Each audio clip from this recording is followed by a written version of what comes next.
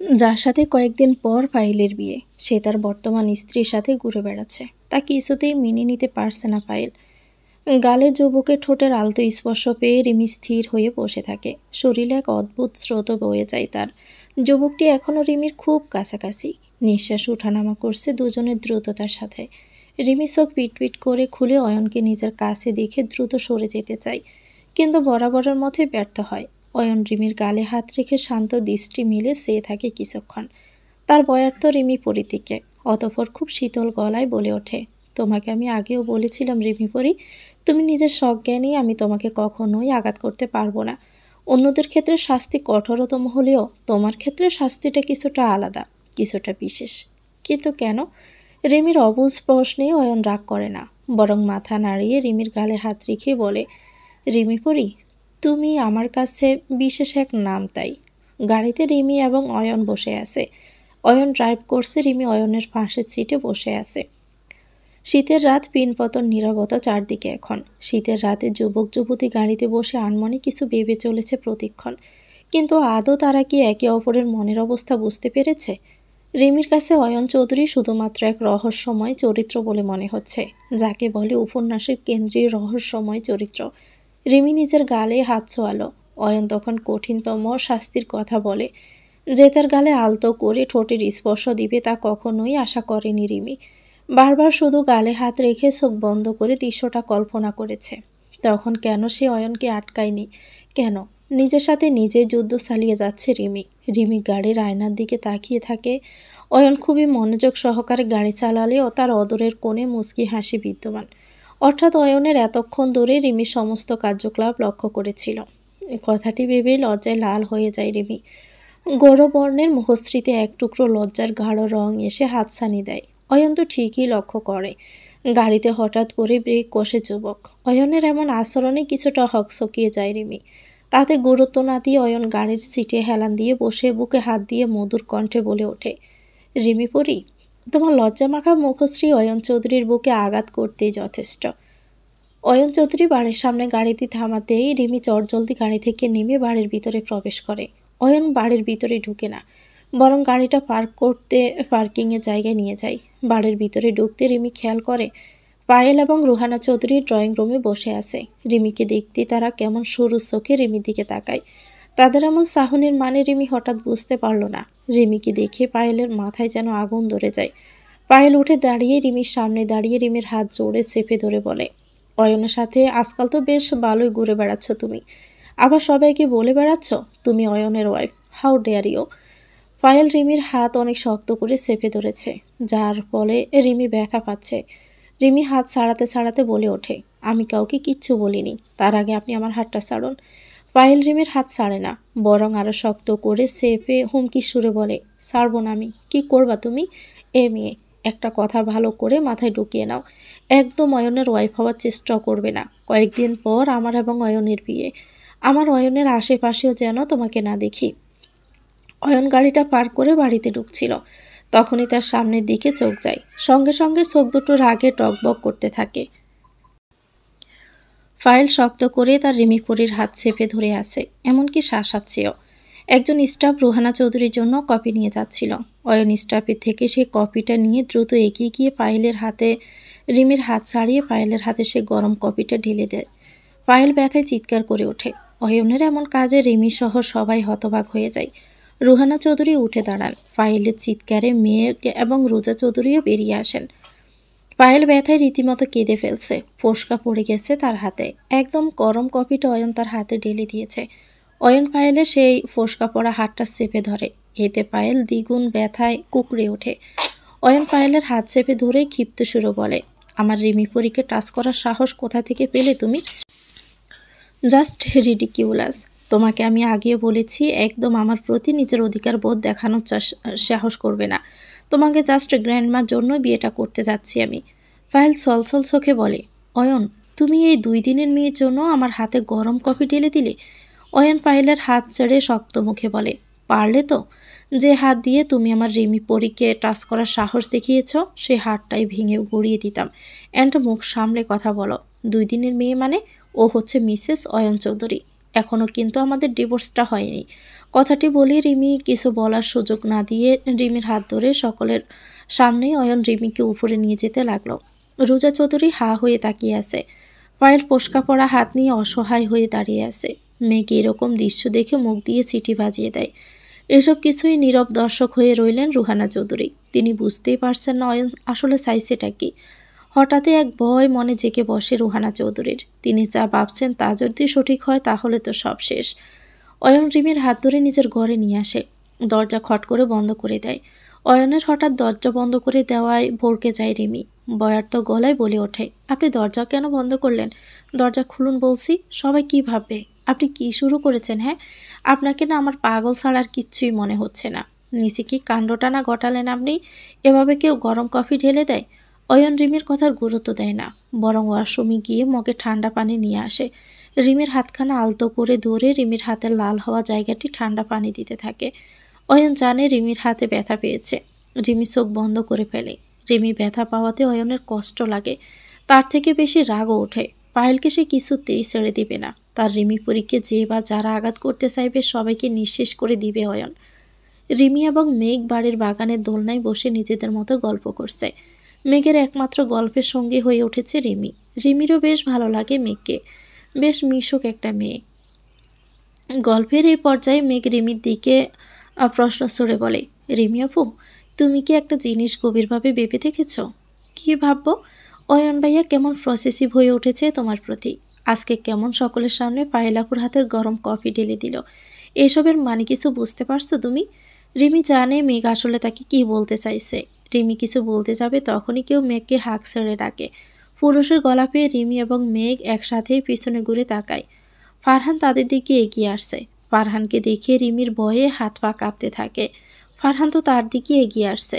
এখন যদি ফারহান রিমিকে দেখে ফেলে তখন তো ফারহান রিমিকে চিনে ফেলবে। কি হবে তখন? কি করবে রিমি? যে মেয়েটি কয়েকদিন পর তোমার প্রাক্তন স্ত্রী হবে, তার জন্য তোমার এত দরদ উতলে উঠেছে কেন অয়ন? তুমি কি ভুলে গেলে কয়েকদিন পর আমাদের বিয়ে? ফুফিয়ে ফুফিয়ে কথাটি বলল পায়েল। অয়ন ল্যাপটপে বসে অফিসের কিছু কাজ করছিল। কালকে তার হসপিটালে তেমন কোনো জরুরি অপারেশন নেই, তাই অয়ন ঠিক করেছিল কালকে রুহানা চৌধুরীর সাথে মিটিংয়ে যাবে। কিন্তু তখনই অয়নের অনুমতি ব্যতীত পায়েল অয়নের রুমে ঢুকেই ফুফাতে ফুফাতে কথাগুলো অয়নকে উদ্দেশ্য করে বলে। অয়ন পায়েলের কথা শুনে কপালে আঙ্গুল দিয়ে ঘষে ল্যাপটপটা বন্ধ করে দিয়ে হঠাৎই পায়েলের খুব কাছে এসে পায়েলের গলা চেপে ধরে দাঁতে দাঁত চেপে বলে, কতবার বলবো ওই মেয়ে করবা না। ও আমার রিমি পড়ি, মিসেস অয়ন চৌধুরী। সেইটা কি তোমার ডাফার মাথায় ঢুকে না পায়েল? নাকি আমি ঢুকিয়ে দিব? অয়ন হঠাৎ করে এমন আক্রমণে বিস্মিত হয়ে যায় পায়েল। হাত দিয়ে বারবার অয়নের হাতকে নিজের গলা থেকে সরানোর চেষ্টা করছে, কিন্তু সে ব্যর্থ। পায়েলের মতো রোগা মেয়ে কি আর অয়নের মতো সুঠাম দেহি যুবকের পেশিবহুল হাতকে সরাতে সক্ষম হবে? অয়ন পায়েলের গলা আরও চেপে ধরে। পায়েলের চোখ লাল হয়ে গিয়েছে, চোখ দিয়ে নোনা জল গড়াচ্ছে। অয়ন যদি আরেকটু তার গলাটা চেপে ধরে তাহলে তো সে মরেই যাবে। অয়ন কপট রাগ দেখিয়ে বলে, নিশ্চয়ই সকালের ঘটনা বলোনি তুমি? আবার কোন সাহসে তুমি আমার সামনে আসো? আমার রিমিপুরীকে ব্যথা দিয়ে আবার তুমি আমার সামনে এসেছ? ও আই সি, তোমার শাস্তিটার তো বাকি ছিল।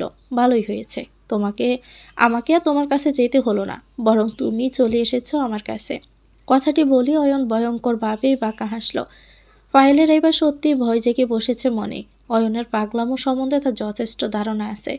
যে ছেলে সকলের সামনে গরম কফি ঢেলে দিতে পারে সে তো এখন যা ইচ্ছা তাই করতে পারবে। পায়েল কথাটি ভেবে চলে যেতে চাইলে অয়ন পায়েলের হাত ধরে ফেলে। তারপর পায়েলের অতি নিকটে গিয়ে মুচকি হেসে অতি ঠান্ডা গলায় বলে ওঠে, জানো তো পায়েল, একজন ডক্টর হওয়ার জন্য রোজ অপারেশন করার সময়ে ছুরি দিয়ে কাটাছাড়া করতে করতে ছুরি দিয়ে খেলাটা এখন আমার একটা বদ অভ্যাসে পরিণত হয়েছে। অয়ন কথাটি বলে পকেট থেকে একটা চিকন সূক্ষ্ম ছুরি বের করে। পায়েল তা দেখে ভয়ে কান্নাই করে দেয়। পায়েল জোরে জোরে চিৎকার করতে করতে বলে, কেউ আছেন? Please help. কেউ কি নেই? অয়ন বাঁকা হেসে পায়েলের গালে হাত রেখে মধুর কণ্ঠে কিছুটা ঠাট্টা ছলে বলে, কেন বেবি, তুমি তো সবসময় আমার কাছে আসতে চাইছিলে, তাহলে আজ কেন এত দূরত্ব বলো তো? আমাদের মাঝখানে তুমি অন্য কাউকে কেন ঢুকাচ্ছ? It's not fair. আমি আমাদের মাঝে কাউকে ঢুকতে দিব না। তাছাড়াও আমার রুম সাউন্ড প্রুফ, তাই তুমি যতই চিৎকার করো কেউই শুনবে না। So let's start the game. কথাটি বলার সাথে সাথে অয়ন আর এক মুহূর্ত দেরি করে না। পায়েলের হাত বরাবর ছুরি বসিয়ে দেয়। পায়েল নিজের রক্তাক্ত হাতের দিকে তাকিয়ে অয়নের দিকে তাকিয়ে কাঁদতে কাঁদতে বলে, অয়ন তুমি এটা কি করলে? কালকে আমার কানাডায় শ্যুট আছে, আমি কালকে কি করে শ্যুট করব? অয়ন দায়সারাভাবে উত্তর দিয়ে বলে, আমি কিভাবে জানবো? আমার রিমির পরীর নামে বাজে কমেন্টস করার আগে তোমার ভাবা উচিত ছিল। পায়েল ব্যথায় চিৎকার করে কান্না করতে থাকে, কিন্তু তার আর্তনাদ শুধু অয়নের রুমের দেওয়ালের মাঝেই সীমাবদ্ধ থাকে। ফারহানকে এগিয়ে আসতে দেখে রিমি ফিসাতে থাকে, ভয়ে তার হাত পা কাঁপছে। পালানোর সুযোগটুকু তো নেই এখন তার। ফারহানকে এগিয়ে আসতে দেখে মেঘ হাসি মুখে রিমির হাত ধরেই রিমিকে নিয়ে ফারহানের সামনে দাঁড়িয়ে বলে, ভাইয়া তুমি আমাকে ডেকেছিলে? ফারহানের চোখ যায় হঠাৎ রিমির দিকে, কেমন বিস্মিত হতভম্ব নয়নে চেয়ে আসে রিমির দিকে। রিমি ফারহানের সেই দৃষ্টি উপেক্ষা করে মাথা নিচু করে থাকে। রিমি প্রচণ্ড ভয় পাচ্ছে, গলা শুকিয়ে কাঠ হয়ে গেছে। এই মুহূর্তে বড্ড পানি খেতে ইচ্ছে হলো তার। শীতের মধ্যেও তরতর করে প্রতিনিয়ত ঘেমে চলেছে রিমি। মনে হচ্ছে সে বোধহয় কোনো ভূতকে দেখে ফেলেছে। রিমি দৃষ্টিতে ফারহান এখন তার কাছে ভূতের থেকে কোনো অংশে কম নয়, যাকে বলে ভয়ঙ্কর ভূত। বলিষ্ঠ দেহি বিশিষ্ট ফারহান নামক যুবকটি রিমিকে খানিকক্ষণ পর্যবেক্ষণ করল, তারপর আনমনে বলে উঠল, জান্নাত তুমি? জান্নাত নামটি শুনে রিমির হাত পা দ্বিগুণভাবে কাঁপছে। ফারহানকে কি এত বছর পরেও তাকে চিনে ফেলল? মেঘ এক পলক রিমির দিকে তাকিয়ে হেসে ফারহানকে উদ্দেশ্য করে বলল, তুমিও না ভাইয়া? কাকে তুমি কি নামে ডাকছ? ও ও তুমি তো রিমি আপুর সাথে আগে দেখা করনি। ওকে আমি পরিচয় করিয়ে দিচ্ছি, মিট মাই ভাবি মিসেস রিমি চৌধুরী। অয়ন ভাইয়া সবাইকে বলে দিয়েছে যে যতক্ষণ পর্যন্ত রিমি আপুর সাথে ভাইয়ার ডিভোর্স না হচ্ছে ততদিন রিমি আপুর পরিচয় হবে সে ডক্টর এয়ারসির ওয়াইফ। বুঝলে ভাইয়া? মেঘের কথায় ফারহানের রিমিকে নিয়ে যা ধারণা ছিল তার সমাপ্তি ঘটল। রিমি স্বস্তির নিঃশ্বাস ফেলে, যাক ফারহান তাকে চিনতে পারেনি।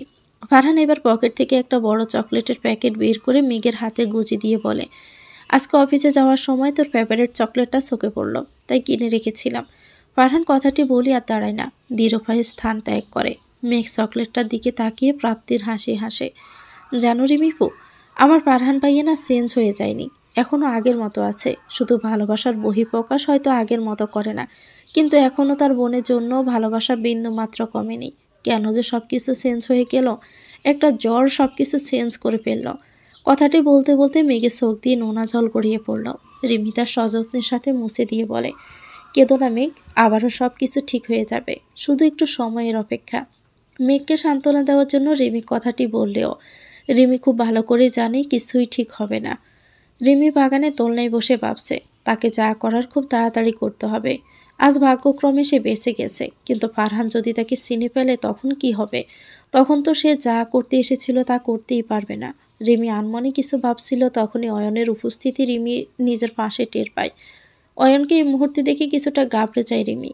রিমির এমন ঘাবড়ে যাওয়া দেখে অয়ন রিমির দিকে ঝুঁকে ব্রু কুঁচকে বলে, রিমি পরি, আমার দিকে তাকাও। কি ভাবছো তুমি? রিমি তাকায় না, বরং নিচের দিকে তাকিয়ে থাকে। অয়ন খানিকটা গম্ভীর সুরে বলে, জানো রিমি পরি, মানুষ তখনই তার বিপরীতের মানুষের চোখে চোখ রেখে কথা বলতে পারে না, যখন সে কিছু লুকায় কিংবা কোনো অপরাধ করে। তুমি কি কিছু লুকাচ্ছ রিমি পরি?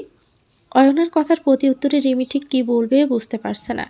রিমিকে ভয় পেতে দেখে অয়ন স্মিত হাসে, ফিস ফিস কণ্ঠে বলে ওঠে, শুনছো রিমি পরি, এভাবে প্রতিদিন ভয় পেতে থাকো, আমি রোজ রোজ তোমার ভয়ার্থ মুখশ্রীতে মুগ্ধ হব। হসপিটালে 2টা ওটি শেষ করে ক্লান্ত শরীরে নিজের কেবিনে বসেছিল অয়ন। তখনই তার নজর যায় বাড়ির সিসিটিভির ক্যামেরার দিকে। সঙ্গে সঙ্গে তার মাথায় রক্ত চড়ে বসে। রাতের শ্রেণীতে বসেছিল রিমি। চৌধুরী বাড়ির বিশাল ড্রয়িং রুমে একটি বড় দরজা সমতুল্য জানালা রয়েছে। সে জানালা থেকে রিমি দূর আকাশের ছাদটাকে দেখছে। ছাদ মেঘের মাঝে নিজেকে কেমন লুকিয়ে রেখেছে, যে ছাদটি শুধুই মেঘের। ছাদকে অন্য কেউ কেন দেখবে? কথাটি ভেবে ফিক করে হেসে দেয় রিমি। তখনই হঠাৎ হুট করে অয়ন এসে রিমির পাশে বসে। হঠাৎই রিমির কোলে নিজের মাথা রেখে দিয়ে চোখ বন্ধ করে দেয়। অয়নের এমন আক্রমণে থম মেরে বসে থাকে রিমি। অয়নের নিঃশ্বাস রিমি তার শরীরের খুব ভালোভাবে টের পাচ্ছে। রিমি অয়নকে সরাতে চাইলে অয়ন চোখ বন্ধ করে বিরক্তির সুরে বলে, রিমি পরি, কিছুক্ষণ তোমার কোলে মাথা রেখে আমাকে ঘুমাতে দাও, আমার শান্তির ঘুম খুব প্রয়োজন। মারপিট করে করে আমি ক্লান্ত। অয়নের তপ্ত উষ্ণ নিঃশ্বাসে অস্তিত্ব নিজের শরীরে খুব ভালোভাবেই টের পাচ্ছে রিমি। অয়ন রিমির কোমর জড়িয়ে ঘুমাচ্ছে। রিমি চাইলে অয়নকে সরাতে পারছে না। অনেকক্ষণ চেষ্টা করার পরে যখন রিমি অয়নকে নিজের থেকে এক চুলও সরাতে পারল না, তখন ব্যর্থ হয়ে হাল ছেড়ে দেয়। রাতের গভীরতা বাড়ছে, তার সাথে নীরবতাও প্রখরভাবে বেড়ে চলেছে সময়ের সাথে। বড় জানালা দিয়ে শীতের বাতাস এসে রিমির শরীরটাকে নাড়িয়ে তুলছে। রিমির গায়ে পাতলা একটা চাদর মাত্র। রিমি একবার ভাবলো উঠে গিয়ে জানালাটা বন্ধ করে দিবে, কিন্তু অয়ন এমনভাবে তাকে জড়িয়ে আছে, সে চাইলেও যেতে পারবে না। অয়ন ঘুমের মাঝেই নিজের অদর জোড়া দিয়ে চুইয়ে দেয় রিমির নরম হাতখানা। রিমি কেঁপে ওঠে। রিমি এক প্রকার তাকায় ঘুমন্ত অয়নের দিকে। ঘুমের মাঝে কি সুন্দর লাগছে লোকটাকে। স্পর্শ মুখটায় কোনো প্রকার হিংস্রতা নেই, নেই কোনো রাগ, আছে শুধু এক রাস মায়া। ঘুমন্ত অয়নের দিকে তাকিয়ে আদৌ কি কেউ বলবে এই লোকটা জেগে থাকলে সাইকো হয়ে ওঠে? কিন্তু কেন তার এমন আচরণ? কেন অয়ন রিমির প্রতি এতটা পসেসিভ হয়ে উঠেছে দিনের পর দিন? কথাগুলো বড্ড ভাবায় রিমিকে। রিমির কি হলো কে জানে। রিমি হাত বাড়িয়ে অয়নের মুখশ্রীতে খোসা খোসা চাপদাড়িতে হাত বোলায়। সঙ্গে সঙ্গে তার বুকটা কেঁপে ভালো লাগার কম্পনে সে হাত সরিয়ে ফেলে। ঘুমালে একটা মানুষকে এত ভালো লাগে? রিমি শুধু শুনেছিল মেয়েরা ঘুমালে নাকি তাদের খুব সুন্দর লাগে, তাদের প্রতি আলাদাই একটা মায়া কাজ করে। কিন্তু সেই সব কথাতে মিথ্যে প্রমাণ করে দিল অয়ন। ঘুমন্ত মেয়েদের মুখেই শুধু আলাদা মায়া থাকে না, বরং ছেলেরা ঘুমালেও তাদের মুখে আলাদা একটা মায়া কাজ করে। সে মায়ার যে কোন রমণী মন হারিয়ে বসবে। রিমিও কি তবে মন হারিয়ে বসছে ধীরে ধীরে? কথাটি রিমির মস্তিষ্কে কথাটি নাড়া দিতে রিমি চটজলদি অয়নের থেকে সরে আসে। এতে অয়নের কাঁচা ঘুমটা ভেঙে যায়। বিরক্তিতে কপালের বলি রেখায় বাস পড়ে। অয়ন রিমিকে নিজের কাছে টেনে শক্ত গলায় প্রশ্ন ছুড়ে বলে, কি করছো কি তুমি? বললাম না কিছুক্ষণ ঘুমাবো জাস্ট, সেই সময়টুকুও দিতে পারলে না তুমি? ওকে ফাইন, আজকে সারা রাত তুমি আমার সাথেই ঘুমাবা। রিমি অয়নের কথায় হতভম্ব হয়ে বলে, কি বলছেন কি? আমি আপনার সাথে ঘুমাবো মানে? কয়েকদিন পর আমাদের ডিভোর্স, ভুলে গেলেন? সবাই কি ভাববে? আমি কিছুতেই আপনার সাথে ঘুমাবো না। রিমির কথাকে গুরুত্ব দিল না অয়ন। পাজাকুলা করে তুলে নিল রিমি পরীকে। ডুলু ডুলু পায়ে এগিয়ে যেতে নিল তার ঘরের দিকে। রিমি হাত পা ছড়াছড়ি করতে করতে অয়নের দিকে অগ্নিদৃষ্টি নিক্ষেপ করে বলতে থাকে, ছাড়ুন আমাকে, আপনি কিন্তু এভাবে আমার উপর অধিকার ফলাতে পারেন না। আমি এতদিন চুপ করে ছিলাম বলে এখনও চুপ করে থাকবো তা আপনি মোটেও ভাববেন না কিন্তু। এবার আমি রুহানা চৌধুরীর সাথে ডাইরেক্ট কথা বলবো। অয়ন রিমিকে নিজের ঘরে এনে রিমিকে তার বিছানায় বসিয়ে খট করে নিজের দরজাটা বন্ধ করে দেয়।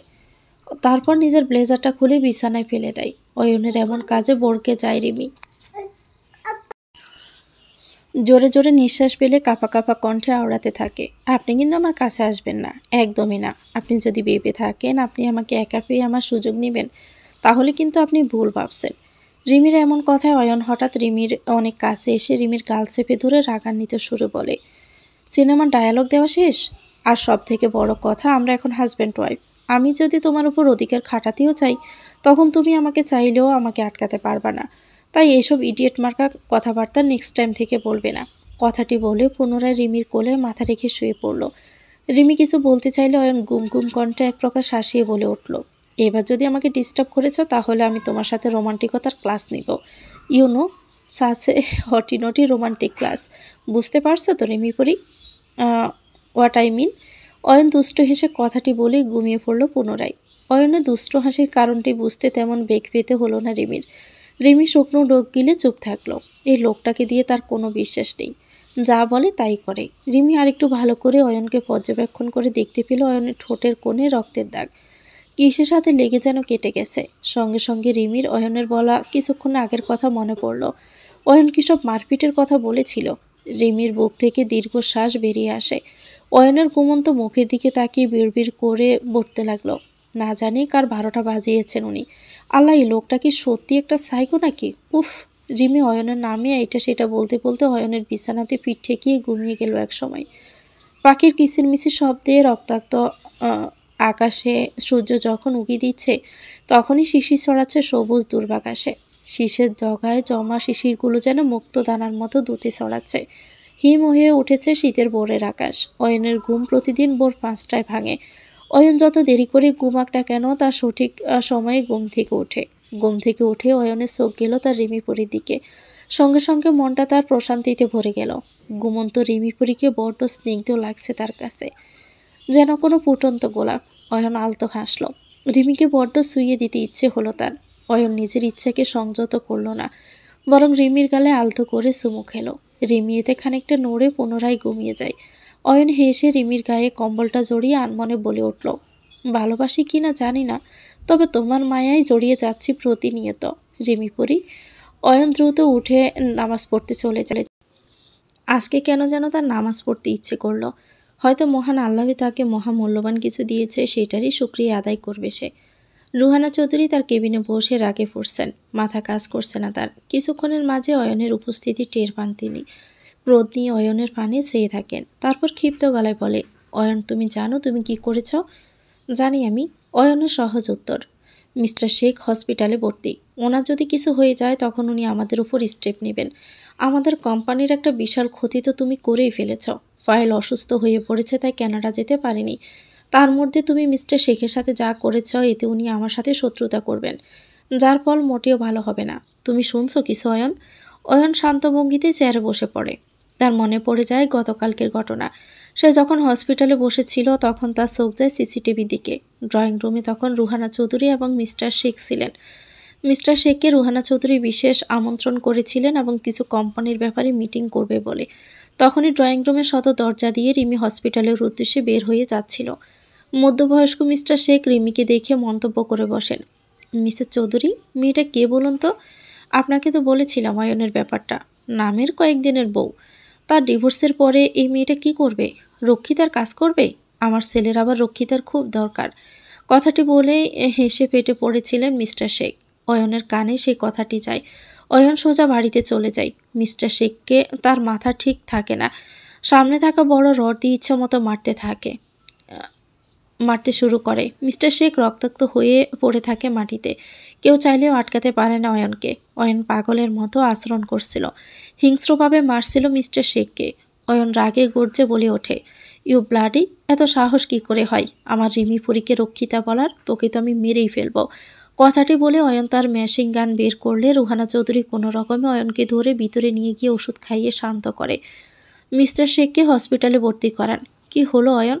আমার প্রশ্নের জবাব দিচ্ছ না কেন তুমি? তুমি ওই সামান্য মেয়েটার জন্য আমাদের কোম্পানির এত বড় ক্ষতি কেন করলে?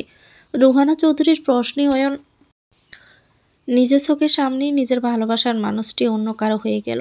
ভাবতে মাথায় আগুন সরে যাচ্ছে আমানের।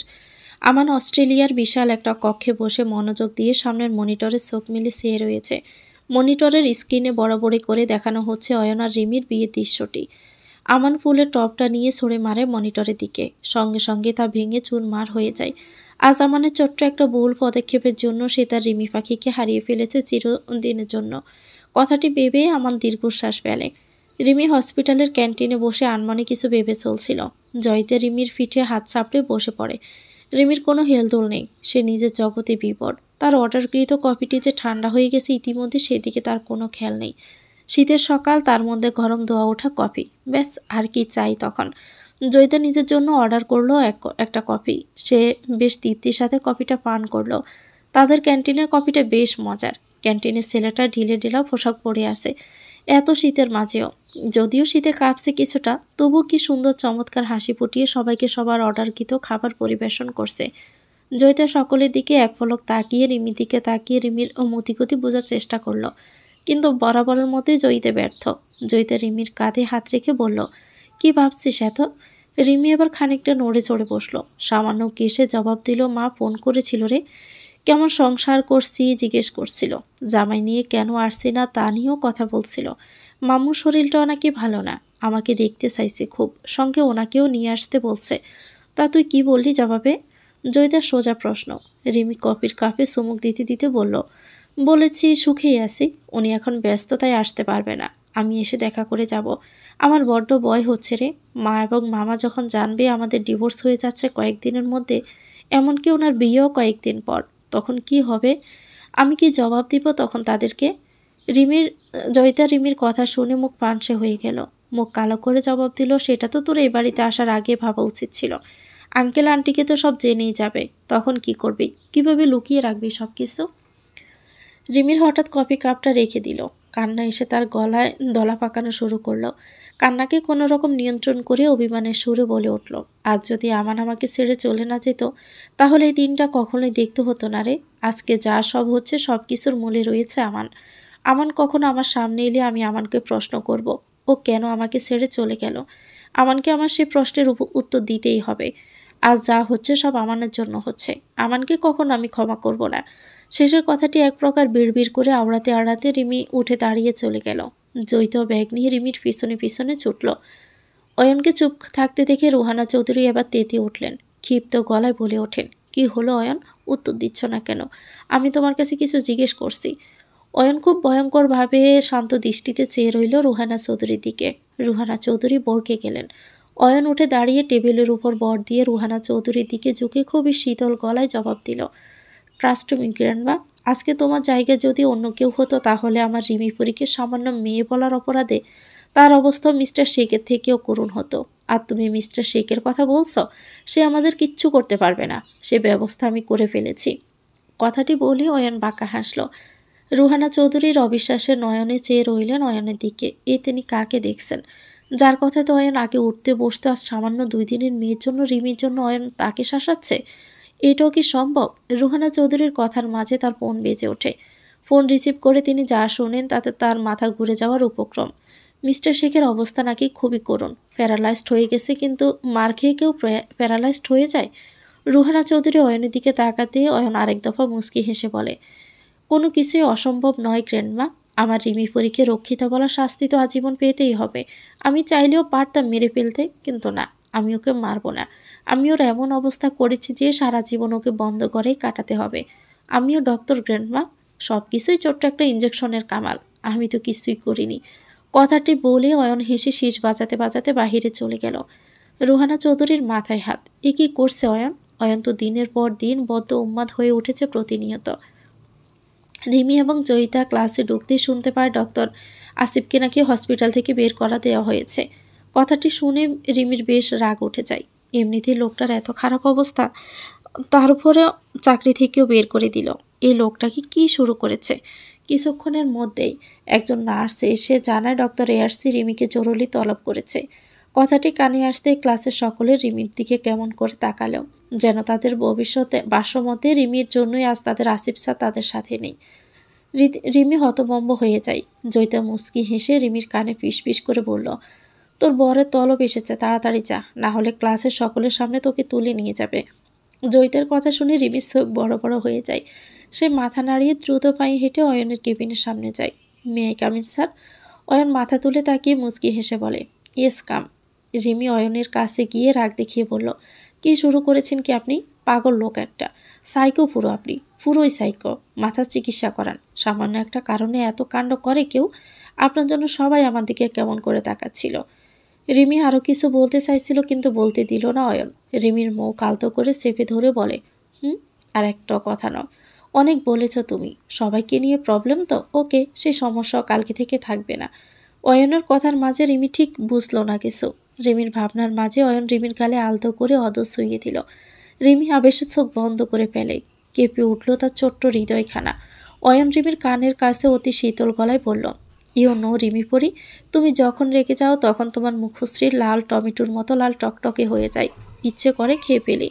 রিমি অয়নের দিকে তাকাতে অয়ন মন মাতানো হাসি উপহার দিয়ে বলে, এভাবে তাকিও না রিমি পরি, বুকে গিয়ে লাগে তো। তোমার প্রতিটি চাহনি নেশার মতো আমাকে তোমার দিকে আকর্ষিত করে।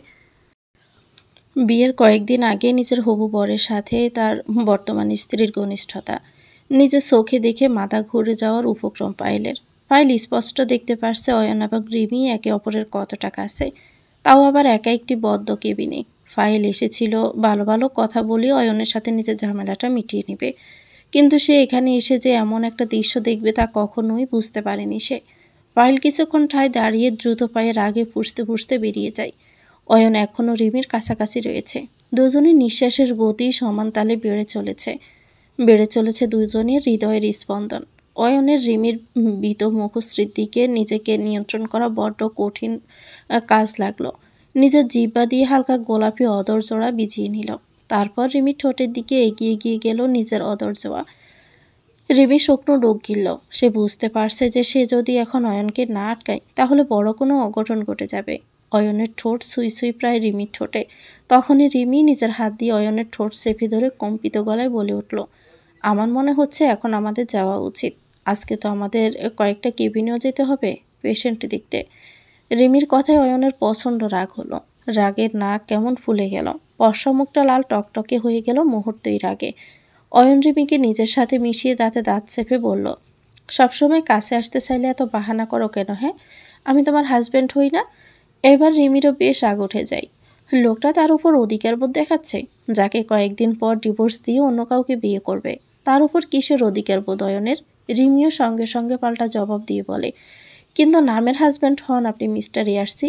ভুলে যাবেন না, আমার প্রতি আপনার কোনো অধিকার নেই। একদম আমার প্রতি নিজের অধিকারবোধ কাটাতে আসবেন না। অয়নের দিকে আঙুল তাক করে রিমি কথাগুলো বলে। অয়ন রাগে ফুঁস করে ওঠে, কপালে লেপ্টে থাকা চুলগুলো ঠেলে পিছনে নিয়ে যায়। ফর্সা মুখটা রাগে টকবক করতে থাকে। অয়ন নিজের ফোনটা এক আছাড় মেরে দেয়, কেবিনে জিনিসপত্র ভাঙচুর করতে থাকে। রিমি বৃষ্মিত নয়নে অয়নের কার্যকলাপ দেখতে থাকে। অয়ন দেওয়ালে ফ্রান্স মেরে জোরে জোরে নিঃশ্বাস নিতে থাকে।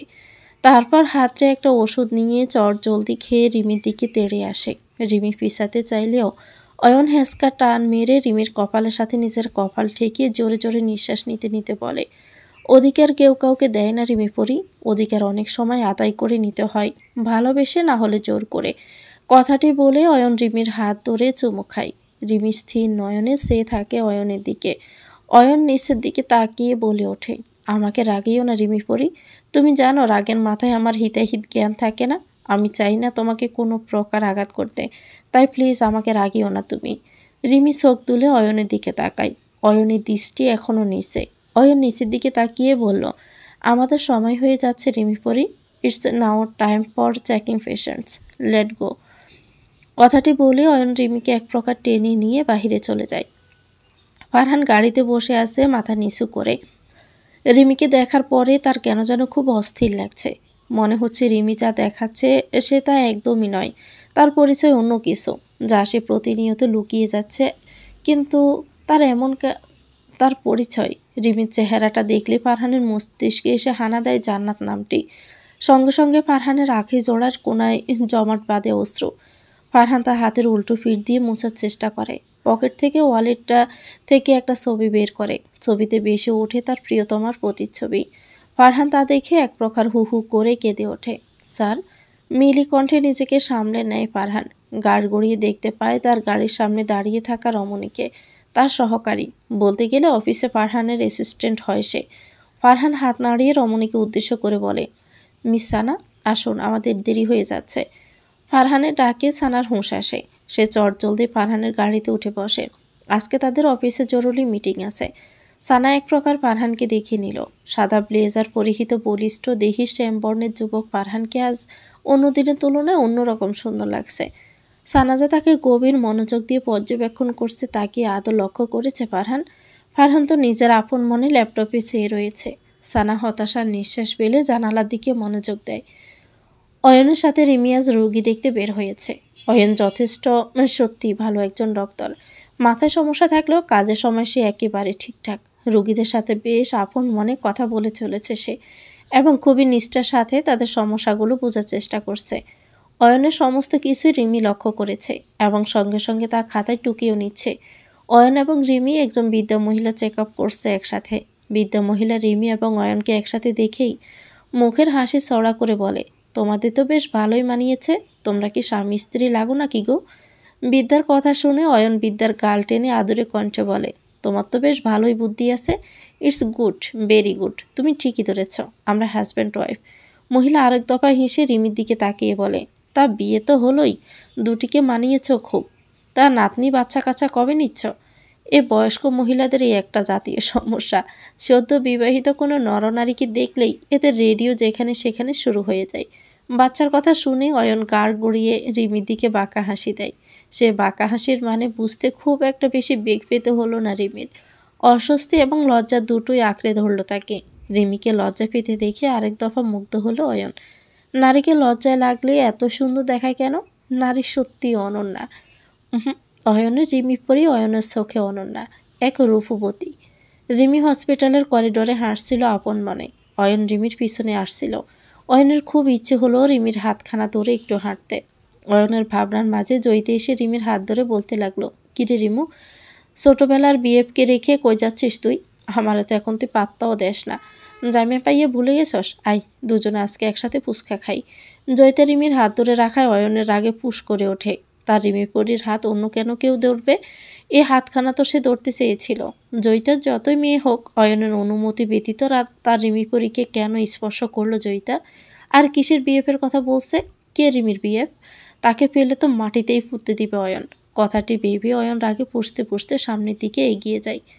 অস্ট্রেলিয়ার একটি বিশাল কক্ষে এক যুবক গভীর চিন্তায় চিন্তিত। তখনই একজন লোক তার রুমে ঢুকে বলে, স্যার, আপনার কথা মতো বাংলাদেশে ভিসা কমপ্লিট, আপনার ফ্লাইট টিকিটও রেডি। আমান নামক যুবক লোকটার দিকে তাকিয়ে মুচকি হাসি দেয়। ভালোবাসার মানুষটি আজ অন্য কারোর হয়ে যাওয়ার পরেও তার প্রতি বিন্দুমাত্র ভালোবাসার ঘাটতি নেই আমানের মনে। আমানের শুধু মনে হচ্ছে সে যা জানে, যা দেখেছে সব মিথ্যে। তার রিমি পাখি তো তাকে ভালোবাসে, সে নিশ্চয়ই অন্য কাউকে ভালোবাসতে পারে না। বাংলাদেশে গেলে আমার সর্বপ্রথম রিমির সাথেই কথা বলবে। নিশ্চয় রিমির মনে তার জন্য ঘৃণা এসে জমাট বেঁধেছে। না, সেই ঘৃণার গ্লানি নিয়ে সে বেঁচে থাকতে পারবে না। আমান সর্বপ্রথম সে তার রিমি পাখির মনে থাকা সমস্ত সংশয়, সমস্ত প্রশ্নের খোলাসা করবে বাংলাদেশে গিয়ে। আমানের ভাবনার মাঝে একজন লোক এসে জানায়, আমানের ফ্লাইটের সময় হয়ে গিয়েছে। আমান যেন এখনই বেরিয়ে পড়ে। আমানও লোকটার কথায় গড়ির দিকে তাকায়। সত্যি অনেক দেরি হয়ে পড়েছে, তার ফ্লাইটেরও সময় হয়ে গেছে। আমান সুদীর্ঘ শ্বাস পেলে তার লাগেজটা নিয়ে হোটেলের রুম থেকে বেরিয়ে যায়। তারপর গাড়িতে উঠে বসে, উদ্দেশ্য এয়ারপোর্ট। অয়ন রাগে পুষতে পুষতে সামনের দিকে এগিয়ে জয়িতার হাত থেকে নিজের হাত ছাড়িয়ে নেয়। এতে রিমিসহ জয়িতা বোরকে গিয়ে অয়নের পানে তাকায়। রিমিকে আরেক দফা অবাক করে দিয়ে হঠাৎই অয়ন জয়িতার হাত শক্ত করে চেপে ধরে বাসখাই গলায় বলে ওঠে, তুমি আমার রিমি পরীকে স্পর্শ কেন করলে? আমার অনুমতিতে ব্যতীত একদমই টাচ করবে না বলে দিলাম। আর কে আমার রিমি পরীর বিয়ে? একবার নাম বলো, মেরে একদম ফুটি দিব। এ মেয়ে, তুমি তাড়াতাড়ি নাম বলবে নাকি? কথাটি বলে অয়ন এক প্রকার হাতড়ে নিজের পকেট থেকে ধারালো ছুরিখানা বের করে জয়িতার দিকে তাক করে। ছুরি দেখে জয়িতা ভয়ে কেঁদে ফেলে। মনে পড়ে যায় আসিফের সেই ভয়ানক পরিণতির কথা। রিমি বিস্মিত নয়নে চেয়ে থাকে অয়নের দিকে। অয়নের চোখে মুখে যেমন রাগ উপসে পড়ছে, তেমনিভাবে প্রখরভাবে হিংস্রতাও ফুটে উঠেছে। রিমি ভেবে পায় না এতদিনে ছেলে অবধি ঠিক ছিল, কিন্তু এখন একজন মেয়েকে নিয়ে অয়ন হিংসা করছে। না, অয়ন স্বাভাবিক নয়, অয়ন একজন অস্বাভাবিক যুবক। অয়নকে আটকাতে হবে, না হলে অয়ন যা ছেলে সে জয়িতাকে আঘাত করতে পিছপা হবে না। রিমির ভাবনার মাঝে অয়ন জয়িতার হাত আরও শক্ত করে চেপে ধরে বজ্র কণ্ঠে বলল, কি হলো? আমার প্রশ্নের উত্তর দিচ্ছ না কেন? জয়িতা কাঁদতে কাঁদতে বলল, বিএফ মানে বেস্ট ফ্রেন্ড। রিমির কখনো কোনো বিএফ ছিল না স্যার, আমি তো মজা করেই বলেছি। অয়ন জয়িতার দিকে রক্তচক্ষু নিয়ে তাকিয়ে আছে। এই মেয়েটা রিমির বেস্ট ফ্রেন্ড? তার মানে এই মেয়েটার গুরুত্ব রিমির জীবনে অনেক, হয়তো অয়নের থেকেও। কথাটি ভেবেই রক্ত চড়ে বসল অয়নের। রিমি পরিস্থিতি বেগতিক দেখে অয়নের থেকে জয়িতাকে ছাড়িয়ে নিল। চোখের ইশারায় জয়িতাকে বেরিয়ে যেতে বলল। জয়িতা ছাড়া পেয়ে চটজলদি দৌড়ে চলে যায়। অয়ন রেগে জয়িতার পিছনে চলে যেতে নিলে রিমি অয়নের হাত ধরে নিজের দিকে ঘোরায়। রিমি বুঝতে পেরেছে এই মুহূর্তে অয়ন নিজের মধ্যে নেই, রিমিকেই সামলাতে হবে অয়নকে। রিমি অয়নের হাত ধরে বাহিরের দিকে নিয়ে যেতে থাকে। পায়েল নিজের ঘরে চুল খামছে ধরে মাটিতে বসে চিৎকার করে কাঁদতে থাকে। বারবার অনামিকা আংটির দিকে তাকাচ্ছে, যা অয়ন তাকে পরিয়ে দিয়েছিল। পায়েল মুখ গুজে কেঁদে দেয়। বারবার তার চোখের সামনে ভেসে আসছে রিমি এবং অয়নের সেই ঘনিষ্ঠ মুহূর্তগুলো। পায়েল আংটিটা খুলে ফেলে দেয়, কাঁদতে কাঁদতেই বলে ওঠে, অয়ন আমাকে চিট করেছে। He is a cheater. এমনকি চৌধুরী বাড়ির সবাই চিটার। সবাই আমাকে প্রতিনিয়ত ধোঁকা দিচ্ছে। আমার সাথে অয়নের বিয়ে ঠিক করে অয়নের বর্তমান স্ত্রীকে অয়নের বাড়িতে রেখেছে, তাই ওরা এতটা কাছাকাছি। আমি কাউকেই ছাড়ব না, কাউকে না। কথাটি ভেবে তড়িঘড়ি করে ফোন হাতে নেয় পায়েল। তারপর ফোন করে রুহানা চৌধুরীর নাম্বারে। রুহানা চৌধুরী অফিসে বসে ফাইল দেখছিলেন মনোযোগ সহকারে। তখনই তিনি দেখতে পায় পায়েলের ফোন। তিনি ফোন রিসিভ করেই শুনতে পায় পায়েল তাদের কোম্পানির সাথে করা সমস্ত ডিল ক্যান্সেল করে ফেলেছে। তার একমাত্র কারণ স্বয়ং অয়ন। পায়েলের ভাষ্যমতে অয়ন নাকি পায়েলের সাথে প্রতারণা করেছে। সব কিছু শুনে মাথায় হাত দিয়ে বসে পড়েন রুহানা চৌধুরী। বয়স্ক মুখে এক রাজ্যের চিনতে এসে ভর করে। ক্লান্তিতে মাথা এলিয়ে দেন অফিসের চেয়ারে। হাতড়ে এসে রিমোট নিয়ে এসির পাওয়ার বাড়িয়ে দেন তিনি। জানুয়ারি মাস, শীত বেশ ভালোভাবেই পড়েছে ঢাকা শহরে। তবুও এই শীতে চরম গেমে একাকার হয়ে পড়েছেন রুহানা চৌধুরী। পায়েল যদি তাদের সাথে কাজ না করে তাহলে অনেক বড় ক্ষতি হয়ে যাবে তাদের। রুহানা চৌধুরী সোজা হয়ে বসলেন। এবার ভালো করে অয়নের সাথে কথা বলতে হবে। অয়নের এসব পাগলামোর কারণও জানতে হবে। রিমি অয়নের হাত ধরে হসপিটালের বাগানের দিকটা নিয়ে আসে। অয়নের রাগ এখনও নাকের ডগায়, রাগে ফুসফুস করছে। সে ফুফানির আওয়াজ রিমির কানে এসেছে খুব ভালো মতো করে। রিমি এবং দুজনেই ডক্টরের অ্যাপ্রন পরে দাঁড়িয়ে আছে। অয়ন রিমির দিকে রাগে পুষতে পুষতে বলে, তুমি আমায় এখানে নিয়ে এলে কেন? ওই মেয়েটা তো তোমাকে। অয়নের কথা বলার মাঝে রিমি বলল, ও একটা মেয়ে ডক্টর এয়ারসি, প্লিজ ওকে নিয়ে জেলাস হবেন অন্তত। আচ্ছা সেসব বাদ দিন, আজকের আবহাওয়াটা অনেক সুন্দর তাই না? একটু চারদিকে তাকিয়ে দেখুন। রিমি অয়নের রাগটাকে কমানোর জন্য আবহাওয়ার কথাটি বলল। অয়ন এক পলক চারদিকে তাকালো। সন্ধ্যা হয়ে গেছে, চারদিকে শীত পড়েছে ভালোই।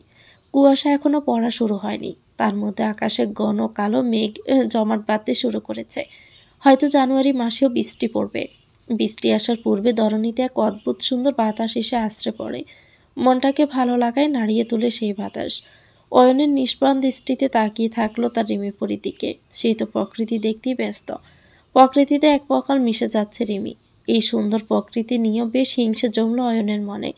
রিমি শুধু প্রকৃতিকেই কেন দেখছে, কেন এত অনুভব করছে গভীরভাবে?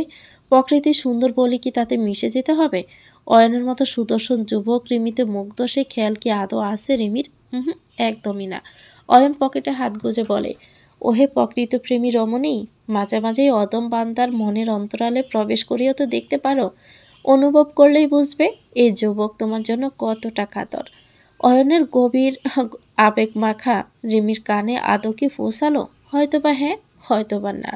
রিমি চারদিকে তাকিয়ে অনুভব করতে লাগলো পরিবেশটাকে। তার মধ্যে জুম করে বৃষ্টি এসে ভিজিয়ে দিতে লাগলো ধরণীকে।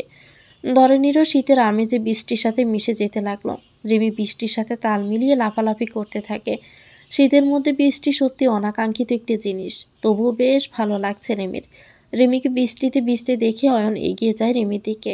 রিমির দিকে তাকিয়ে ক্ষিপ্ত গলায় বলে, কি করছো কি তুমি? এভাবে বৃষ্টিতে ভিজো না রিমি পরি, জ্বর আসবে তো। ভিতরে চলো। অয়ন রিমির হাত ধরে ভিতরে নিয়ে যেতে লাগলো। রিমি অয়নের হাত শক্ত করে ধরে আটকে রাখে অয়নকে।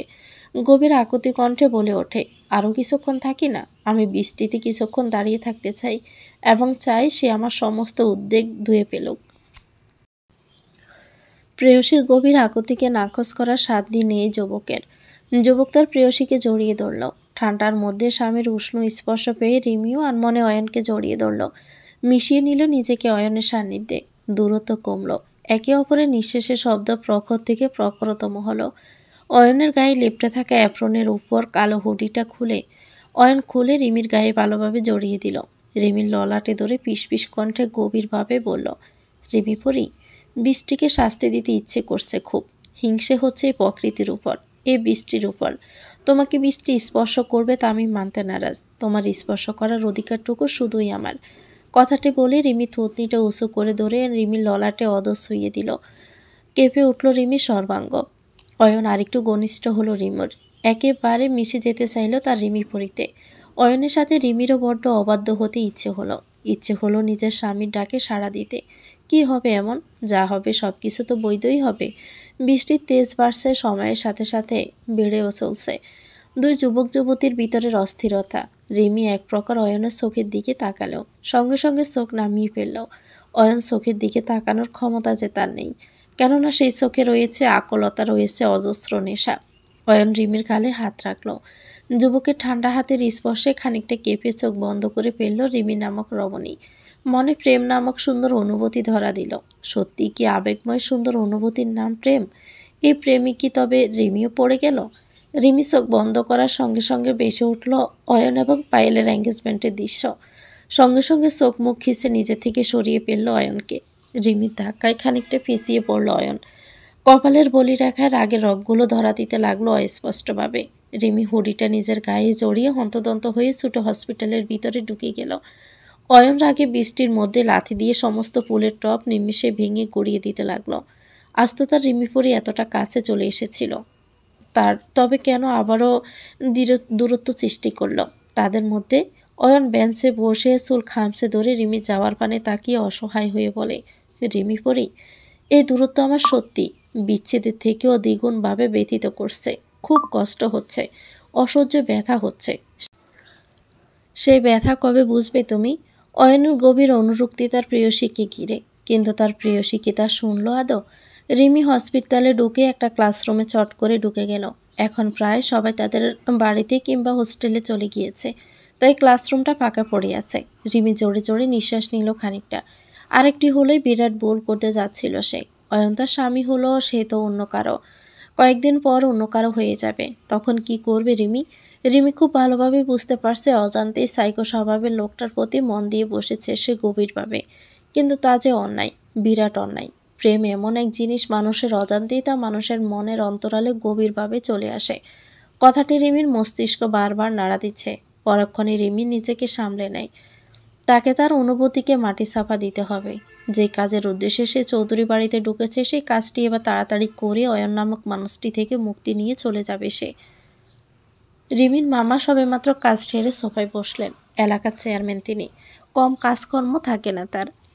সারাদিন দৌড়াদৌড়ির উপরেই তাকে থাকতে হয়। বাগ্নির বিয়ে হয়েছে বেশ কয়েকটা দিন হয়ে গেল, কিন্তু এখনও তিনি বাগ্নি এবং বাগ্নির জামাইকে ডেকে আপ্যায়ন করতে পারলেন না। সে নিয়ে তার কত আফসোস। গ্রামের লোকেরাও কত কিছু বলা বলি করছে। নিশ্চয় মেয়ের সাথে তার স্বামীর বনিবনা নেই, তাই তো স্বামীকে নিয়ে বিয়ের পর একবারও বাপের বাড়িতে আসে না। বিষয়টি নিয়ে খুব চিন্তিত, অস্বস্তিতে ফেলছে মিমির মামাকে। চেয়ারম্যান হওয়ায় তার সামনে কথাগুলো বলার সাহস কারো না থাকলেও কথাগুলো তার কানে ঠিকই এসেছে। গ্রামের লোকের কাজই তো একটাই, তিলকে তাল বানানো। রিমির মা চা এনে রিমির মামা চেয়ারের সামনের টেবিলে রাখলেন। তাকে দেখে অনেক চিন্তিত লাগছে বটে। রিমির মামা চা খেতে খেতে তার বোনকে প্রশ্ন করলেন, কি হয়েছে রে? তোকে এত চিন্তিত কেন মনে হচ্ছে? তুমি যে চিন্তায় চিন্তিত, আমিও সেই একই চিন্তায় চিন্তিত বটে। কেন? গ্রামের লোক 10 কটা রটাচ্ছে, জামাইকে এবার ডেকে খাওয়াতেই হবে, না হলে লোকের কথা থামানো যাবে না। ঠিকই বলেছিস, আমাকেই দেখতে হবে এখন। রিমির মামা ফোন বের করে রুহানা চৌধুরীর নাম্বারে ফোন দিলেন। উদ্দেশ্য অয়ন এবং রিমিকে দাওয়াত দেওয়া। আমান প্লেনে উঠেছে কিছুক্ষণ হলো। সকল যাত্রী নিজ নিজ কাজে ব্যস্ত। আমান তো নিজের চিন্তায় বিবর। বারবার শুধু চটপট করছে তার পরাণ পাখি। কখন বাংলাদেশে যাবে আর কখন এবার সে দেখা করবে তার রিমি পাখির সাথে। তখনই আমানের কানে গেল এক দম্পতির কথোপকথন। একজন বৃদ্ধ বয়স্ক লোক তার স্ত্রীকে বলছেন, বুঝলে অনু, সেদিন যদি তোমাকে জোর করে নিজের না করতাম, তাহলে বোধহয় আজকে আমাকে দেবদাস হয়েই থাকতে হতো। তোমার সাথে 30টা বছর সুখের মুহূর্তগুলো কাটানো হতো না। স্বামীর কথায় বয়স্কা অনু হাসলো খানিকটা। আমানের মাথায় চট করে একটা কথা বেশ নাড়া দিয়ে উঠল। অনেক সময় জোর করে হলেও নিজের ভালোবাসা আদায় করে নিতে হয়, না হলে আজীবন আফসোসের সাথে পার করতে হবে। আমান কথাগুলো ভাবল। সঙ্গে সঙ্গে তার প্রিয়তমা রিমি পাখির হাসি মাখা মুখশ্রী বেশি উঠল। আমানের মনে বড্ড লোভ জন্ম নিল তার প্রিয়সীকে নিজের করে পাওয়ার। রিমি হসপিটালে নিজের ক্লাসে ঢুকে হতবাক হয়ে যায়। পুরো ক্লাসরুম ফাঁকা। রিমি হাঁক ছেড়ে সবাইকে ডাকলো, কিন্তু কেউ আসলো না। রিমি ক্লাস রুম থেকে বেরিয়ে দোতলার পুরো আনাচে কানাচে গেল, কিন্তু দোতলার করিডোরেও কেউ নেই। রিমিকে অবাক করে দিয়ে কেউ রিমির হাত ধরে রিমিকে একটা ক্লাসের রুমে নিয়ে গেল। রিমি অবাক হয়ে সামনের দিকে তাকিয়ে অয়নকে দেখে খানিকটা আশ্বস্তি পায়। অয়ন ঠোঁটে চমৎকার হাসি ঝুলিয়ে দাঁড়িয়ে আছে। রিমি অস্থিরতা সুরে বলে, এখানে কেউ নেই কেন? অয়ন খুব সহজভাবেই বলল, দোতলার এই ফ্লোরটা তো কেউ থাকবে না, সবাইকে আমি 3তলার ফ্লোরে শিফট করেছি। শুধু তুমি এই ফ্লোরে ক্লাস করবে, অ্যান্ড এখানে কোনো স্টাফও থাকবে না। সবাই তোমার আসার আগেই কাজ সেরে চলে যাবে। রিমি অবাক হয়ে বলল, মানে এই ফ্লোরে শুধু আমি একাই থাকবো? কিন্তু কেন? তুমিই তো বললে সবাই নাকি তোমার দিকে কেমন করে তাকায়, তোমার নাকি অস্বস্তি হয়, তাই সবাইকে তোমার থেকে আলাদা করে দিয়েছি। তোমার সমস্যা হয় এমন কাউকে তোমার আশেপাশে আমি ঘেঁষতেও দিব না। তাছাড়া আমার রিমি পরীর দিকে কেন তাকাবে? আমার পরীর দিকে তো শুধু আমি তাকাবো। কথাটি বলে রিমির হাত ধরে গভীরভাবে চুমু খায় অয়ন। রিমি অয়নের থেকে ছিটকে সরে যেতে চায়, কিন্তু পারে না। অয়ন তাকে চেপে ধরে রেখেছে। রিমি অয়নের কথায় তেমন একটা অবাক হয় না, শুধু চেয়ে থাকে অয়নের দিকে। লোকটা এমন কেন? এভাবে তার থেকে সবাইকে দূরে সরিয়ে দিল। অয়ন রিমির আরও কাছে গিয়ে বলে, তুমি চাইলে আমি তোমার জন্য আলাদা হসপিটালেরও ব্যবস্থা করে দিব। আলাদা বড় বড় প্রফেসর শুধু তোমার জন্যই আসবে রিমি পরি। রিমি সুদীর্ঘ শ্বাস পেলে। সে জানে রাগ করে কিছু হবে না। অয়ন এরকমই। এখন যদি সে অয়নের সাথে দ্বিমত পোষণ করে, তাহলে অয়ন আরও রেগে যাবে। অয়ন যত বেশি রেগে যাবে ততই ক্ষতি। রিমি অয়নের চোখের দিকে তাকিয়ে আনমনে প্রশ্ন করে ওঠে অয়নের উদ্দেশ্যে, এইভাবেও আগলে রাখা যায়? আগলে রাখার অনেক ধরন আছে রিমি পরি, আগলে রাখাটাই বড় ব্যাপার। কিভাবে আগলে রাখা হয় সেটা কিন্তু বড় ব্যাপার নয়। অয়নের কথায় তখন কিছুই বলতে পারেনি রিমি। রিমি যথারীতিতে একা ক্লাস করে বেরিয়ে গেল হসপিটাল থেকে একা। তখনই তার নজরে গেল পিছনের দিকে। সেদিনের মতো আজকেও তার পিছনে মহিলা গার্ডগুলো রয়েছে। রিমি বুঝতে পারছে না এই মহিলা গার্ডগুলো কেন তার পিছে নিচ্ছে। রিমি জোরে জোরে পা চালায় দ্রুত। মহিলাগুলোও রিমির পিছনে আসতে থাকে। কিন্তু সেদিনের মতো রিমির ভাগ্য রিমির সহায় হয় না। আজকের রাস্তাটা সম্পূর্ণ ফাঁকা, কোনো গাড়িও নেই। রিমি এবার দৌড়ে রাস্তার এপাশ থেকে ওপাশে চলে যেতে নিলে কারো সাথে ধাক্কা খেয়ে সে পড়ে যায়। রিমি চোখ তুলে তাকিয়ে দেখে ফারহান নামক ভয়ঙ্কর অতীতকে দেখে ছিটকে সরে গিয়ে দ্রুততার সাথে উঠে গেল রিমি। ফারহান অদ্ভুত দৃষ্টিতে রিমির পানে তাকিয়ে আছে। রিমি বেশ অনেকটাই দূরত্ব বাড়িয়ে নিল ফারহানের থেকে। নিলিবিলি শান্ত পরিবেশ, রাস্তায় তেমন কেউ নেই। পিচঢালা রাস্তায় শুধু দু একটা গাড়ি চলাচল করছে। রিমি তখন দৌড়াতে দৌড়াতে হঠাৎ করে ফারহানের সাথে ধাক্কা খেয়ে নিচে পড়ে গিয়েছিল। ফারহানকে দেখে দ্রুত সে উঠে পড়ে। রিমিকে থামতে দেখে পিছনে থাকা মহিলা গার্ডগুলো দৌড়ে আসে, সবার মাথা নিচু। একজন মহিলা গার্ড নিচু হয়ে বলে, ম্যাম আপনার কোথাও লাগেনি তো? ম্যাম প্লিজ বলুন আপনার কি কোথাও লেগেছে? লাগলে প্লিজ আমাদের বলুন, না হলে স্যার আমাদের অবস্থা খারাপ করে দিবে। মহিলাগুলোর কথা শুনে রিমি চোখ বড় বড় করে বলে, মানে কি আপনাদের স্যার? আর আপনারা কেন আমার পিছনে আসছেন? মহিলাগুলো আগের ন্যায় মাথা নিচু করে বলল, আপনি আমাদের দেখে পালাচ্ছেন কেন? আমরা তো আপনার সেফটির জন্য আপনার পিছনে দৌড়াচ্ছিলাম। রিমিকে অবাক করে দিয়ে গম্ভীর পুরুষ কণ্ঠে কেউ বলে ওঠে, ওরা আমার গার্ডস। রিমি পিছনে তাকিয়ে দেখে অয়ন সাদা অ্যাপ্রন পরে গম্ভীর মুখ করে গাড়ির সাথে হেলান দিয়ে দাঁড়িয়ে আছে। অয়ন মহিলা গার্ডসগুলোর দিকে চোখের ইশারায় দিয়ে যেতে বলে। মহিলা গার্ডসগুলো অয়নের চোখের ইশারায় চলে যায়। কিন্তু আপনি ওদের কেন রেখেছেন? আমার উপর নজরদারি করার জন্য? রিমির প্রশ্ন অয়ন কিছুক্ষণ দাঁড়িয়ে থেকে রিমির সামনে এসে ফারহানের দিকে তাকিয়ে বলে, আজকালের কিছু মানুষের নজর একটু বেশি পড়েছে তোমার উপর। তাদের নজর থেকে হেফাজত করার জন্যই তোমার জন্য মহিলা গার্ডস রেখে দিয়েছি, যেন তোমার 24 ঘন্টার সব খবরই আমি পেয়ে যাই। ফারহান দ্রুত নিজের দৃষ্টি সরিয়ে নিল। অয়ন যে তাকে উদ্দেশ্য করে কথাগুলো বলছে তা বুঝতে বিন্দুমাত্র অসুবিধা হয়নি তোর। অয়ন ফারহানের সামনে রিমির হাত ধরে গাড়ির দিকে এক প্রকার টেনে নিয়ে গেল। ফারহান আবারও মাথা তুলে একবার রিমি এবং অয়নকে যাওয়ার পানে তাকিয়ে রইল। ফারহানের চোখের সামনে অয়ন গাড়িটা ঘুরিয়ে নিজ গন্তব্যের দিকে নিয়ে চলে যায়। ছোটবেলা থেকে তাদের মধ্যে দূরত্ব, তাই তো আজ আপন ভাই হয়েও ফারহান কিংবা অয়ন একে অপরের খবর নেওয়ার প্রয়োজন বোধ করল না। বরং অয়ন ফারহানকে খুশিয়েই কথা বলল। ফারহানের ভাবনার মাঝে সানা দৌড়ে ফারহানের কাছে আসলো। ফারহান এবং সানা গাড়িতে করে অফিসে যাচ্ছিল, কিন্তু হঠাৎ করে সানা চকলেটের দোকান দেখে খুব চকলেট খেতে ইচ্ছে হলো। তাই সানা তখন চকলেটের দোকান দেখে ফারহানকে দেখে দাঁড়াতে বলে চলে গিয়েছিল। সেই মুহূর্তে রিমি এসে হন্তদন্ত হয়ে ফারহানের সাথে ধাক্কা খায়। রিমিকে দেখে স্থির হয়ে দাঁড়িয়ে পড়েছিল ফারহান। রিমিকে দেখলে তার মস্তিষ্কে শুধু অতীতের কিছু স্মৃতি এসে হানা দেয়। কিন্তু ফারহান রিমিকে যা ভাবছে, আদৌ কি তার রিমির সাথে সঠিক পরিচয়? কে এই রিমি? তার আসল পরিচয়টা কি? রিমি নাকি জান্নাত? বিভিন্ন প্রশ্ন এসে ঘিরে ধরছে ফারহানকে, যা ফারহান চাইলেও এড়িয়ে যেতে পারছে না। স্যার, আমাদের বেশি দেরি হয়ে যাচ্ছে। সানার কথায় হুঁশ আসে ফারহানের। সানার দিকে তাকিয়ে চমৎকার হাসি উপহার দিয়ে সায় দিয়ে গাড়িতে উঠে পড়ে ফারহান। সে হাসি দেখে এক মুহূর্তের জন্য স্তব্ধ হয়ে পড়েছিল সানা। মানুষের হাসি এত সুন্দর হয় নাকি? গাড়ির এক কোণে বসে আছে রিমি। তার চোখ বারবার যাচ্ছে তার সামনে থাকা যুবকের দিকে। যুবকের চোখের ঘন পাপড়ি দ্বারা বারবার পলক ফেলছে। দাঁত দিয়ে কামড়ে ধরছে নিজের অধর জোড়া। চুলগুলো এক হাত দিয়ে খামচে ধরে বারবার পিছনের দিকে ঠেলে দিচ্ছে। অসহ্য রাগ হচ্ছে অয়ন নামক যুবকের, যা খুব ভালো করে বুঝতে পারছে রিমি। সবাই কেন তোমার দিকে তাকিয়ে থাকে, এই লজিকটা আজকেও বুঝলাম না। অসহ্য লাগে, সবার চোখ উপড়ে ফেলতে ইচ্ছে করে। তোমার দিকে শুধু আমি তাকাবো, বুঝলে? অয়ন রিমির দিকে কটমট করে তাকিয়ে কথাটি বলে। রিমি বিরক্তির সাথে বলে, একজন প্রয়োজনে আরেকজনের দিকে তাকাতেই পারে, তাই বলে এত রেগে যাচ্ছেন কেন আপনি? সাইকো লোক একটা। অয়ন রাগে হঠাৎই গাড়ির ব্রেক কষে, জোরে ঘুষি মারে গাড়ির হ্যান্ডেলে। হঠাৎই ব্রেক কষাতে রিমি মাথা গাড়ির সিটে এসে বাড়ি খায়। কিন্তু রিমি ব্যথা পায় না, কেননা অয়ন সিটে নিজের হাত পেতে রেখেছে, তাই রিমির মাথাটা ব্যথা পায় না। কিন্তু রিমি অয়নের দিকে তাকাতেই অয়ন রিমির কাছে এসে রিমির ললার ধরে ঠোঁট জোড়া ছুঁয়ে দেয়। স্বামীর গভীর ভালোবাসাময় স্পর্শে রিমির হৃদয়ে কম্পন সৃষ্টি হয়। চেয়ে যায় হৃদয়ে অদ্ভুত ভালো লাগার স্পর্শে। অয়ন রিমির ললার ধরে বলে, তোমার সাইকো থাকতে তোমাকে কখনো ব্যথা পেতে দিবে না রিমি পরি। হাজারো প্রতিকূলতায়, হাজারো বিপদে তোমার ডাল হয়ে সর্বদা দাঁড়িয়ে থাকবে তোমার সাইকো। রিমির মামা নিজের রুমে এসে একটা চেয়ারে বসে দপ করে বসে পড়ল। তার মুখ বেজায় গম্ভীর, ললাটের বলি রেখায় হাজারো চিন্তার বাস পড়ে গিয়েছে ইতিমধ্যে। রিমির মা রিমির মামাকে দেখে ছুটে এসে বললেন, কি হলো ভাই, তোমার চিন্তিত মনে হচ্ছে তোমাকে। মিসেস রোহানার সাথে কথা বলেছিলে তুমি? কি বলেছেন উনি? আমাদের মেয়েটা সুখে নেই রে, ওর সংসার ভাঙতে চলেছে। কথাটি বলে রিমির মামা হু হু করে কেঁদে ফেললেন।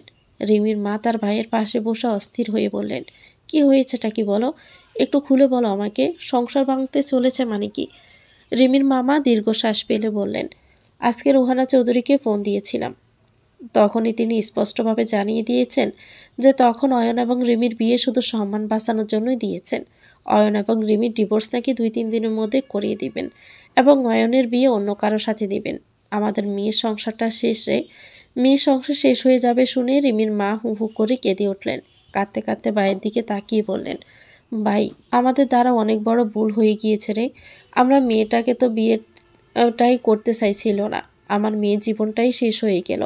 রিমির মামাও মায়ের মাথায় হাত দিয়ে বসে রইলেন। তারপর কিছু একটা ভেবে বললেন, ভুল যখন আমরা করেছি তখন আমরাই শুধরে নিব সেই ভুল। মিমির মামার কথা বুঝতে পারলেন না রিমির মা, শুধু চেয়ে রইলেন ভাইয়ের দিকে। পায়েল রোহানা চৌধুরীর কথায় আজকে চৌধুরী বাড়িতে এসেছে। রোহানা চৌধুরী অয়ন এবং রিমির ডিভোর্সের পেপার রেডি করে ফেলেছেন ইতিমধ্যে। অয়নের মতিগতি সুবিধা ঠেকছে না তার কাছে, তাই তিনি দ্রুত কাগজ তৈরি করে ফেলেছেন। পায়েল শুধু মনে মনে একটা কথাই ভাবছে, ভালোই ভালোই অয়ন রিমির ডিভোর্সটা হয়ে গেলেই সে নিশ্চিন্ত। কিন্তু রিমির প্রতি অয়ন যে কতটা পাগল তার সাক্ষী পায়েল নিজেই। অয়ন কি আদৌ রিমিকে ডিভোর্স দিবে? সেই প্রশ্ন ঘিরে ধরে পায়েলকে। নিজের ক্ষত হওয়া হাতের দিকে তাকিয়ে শুকনো ডেক গেল পায়েল। অয়নের করা সেই ভয়ঙ্কর কাণ্ডের কথা মনে পড়তে ভয়ে হাত পা ঠান্ডা হয়ে যায় পায়েলের। তখনই সেখানে রিমি এবং অয়ন উপস্থিত হয়। রিমি এবং অয়নকে একসাথে দেখেই রুহানা এবং পায়েল দুজনেরই মুখ কালো হয়ে যায়। অয়ন অয়ন উকিলকে দেখিয়ে বললেন, উনি এখানে কেন? তখনই রুহানা চৌধুরী। তো ভিউয়ার্স, গল্পটির নাম তুমিময় নেশায় আসক্তি, লিখেছেন জান্নাতুল ফেরদৌসী রিমি। এটা গল্পের দ্বিতীয় অংশ। পরবর্তী অংশ পেতে চ্যানেলটিকে সাবস্ক্রাইব করে আমাদের সাথে থাকবেন। আল্লাহ হাফেজ, আসসালামু আলাইকুম।